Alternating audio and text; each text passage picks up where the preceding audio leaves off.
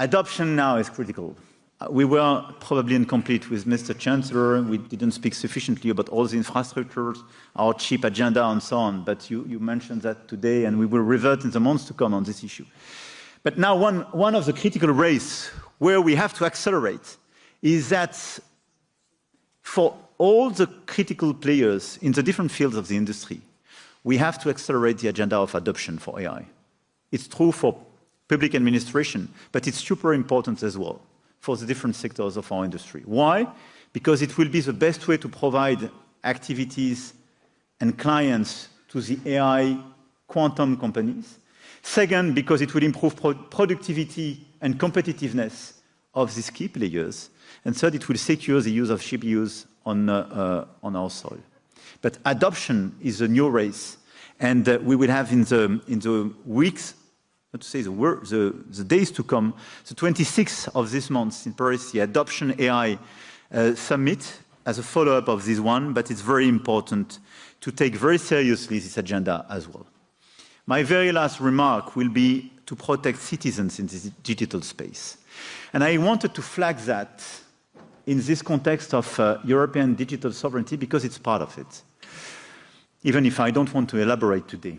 But if we speak about sovereignty, we should not underestimate our democratic, and I would say our cognitive sovereignty. But if you look at our situation today, you give the responsibility of your teenagers who spent on average 4 to 5 hours per day on the social networks. You give the responsibility of the content they are exposed to US private providers or big Chinese companies. And they design the content, they are in charge of the algorithm, they are in charge of the content with DSA and our regulation, but still being implemented.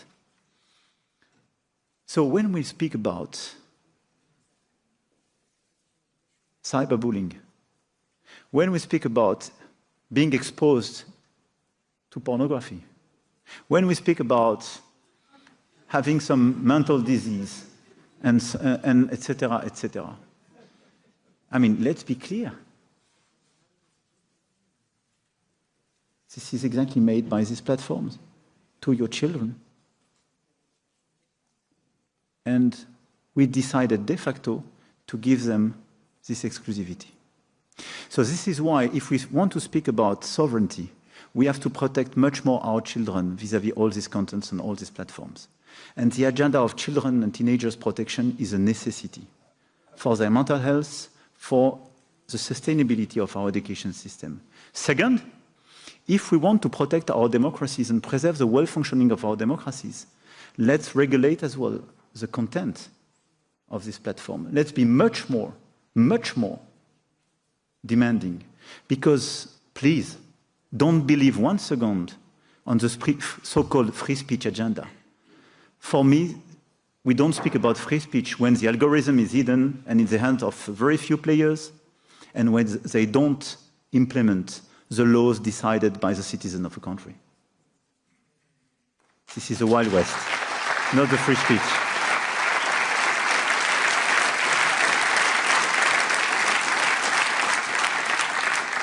So let's be clear. If we want as well digital sovereignty, we will have to better protect our children, our teenagers, and our democratic space. I will stop here. I want to thank you all.